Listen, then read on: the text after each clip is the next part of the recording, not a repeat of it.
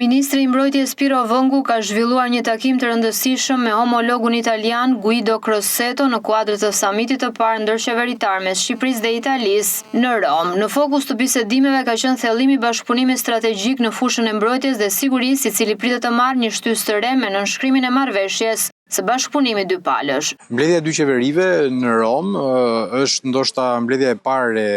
këtyre përmasave, një mbledhje e mirëfillte të dyja qeverive, qeverisë shqiptare dhe qeverisë italiane, në drejtimin e dy kryeministrave, Rama dhe Meloni, dhe është pasqyrimi i rritjes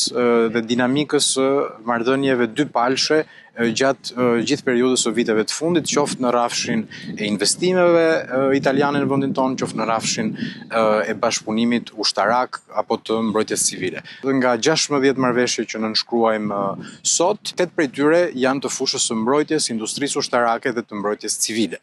Pikë së pari kemi marrëveshjen e parë prej 3 dekadash tashmë, hera parë që rinovojmë partneritetin ushtarak me Italinë, për shumë arsye, brenda NATO-s, për arsye të industrisë ushtarake që duam të kemi në fokus nga të dyja brigjet e Adriatikut. Kemi 2 marrëveshje që nënshkruhen mes kompanisë shtetërore Caio, gigantit italian Fincantieri për prodhimin e anijeve ushtarake dhe jo vetëm në Pashaliman, dhe kjo është një arritje domethënëse e mbledhjes dy qeverive, një marrëveshje tjetër mes Caios dhe një tjetër kompanie italiane, Leonardo, e specializuar në teknologjitë ushtarake, mbrojtjen kibernetike me një fokus të veçantë kësaj radhe dhe në tryezën e dy kryeministrave. Dhe vijojmë edhe me një mbështetje domethënëse për sa i përket mbrojtjes civile.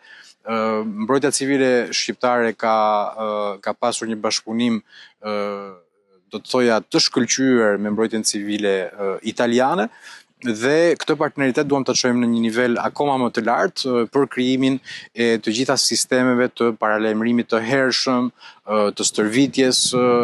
dhe të gjithë sistemit të qëndrueshmërisë emergjencave civile në vendin tonë dhe krijimin e detyrimit që buron nga Bashkimi Evropian për të pasur dhe ne numrin Europian 112, ku të gjithë qytetarët shqiptar apo vizitorët në vendin tonë mund t'i referohen për çdo emergjencë që mund të kenë. Kemi diskutuar për mënyrën se si rritja e buxheteve të mbrojtjes të mund t'i shërbejë jo vetëm dimensionit ushtarak, po edhe inovacionit në dimensione të tjera, formimit ushtarakëve tanë në akademitë italiane,